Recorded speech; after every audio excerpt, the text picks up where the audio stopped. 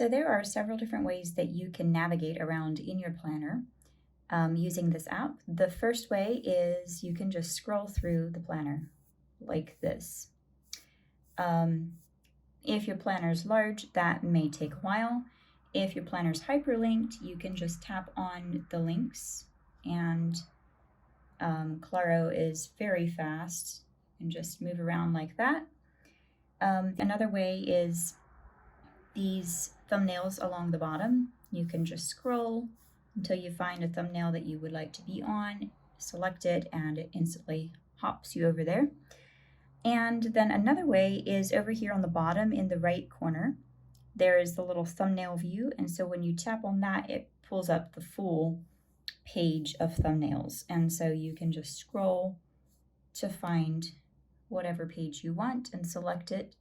And there you are.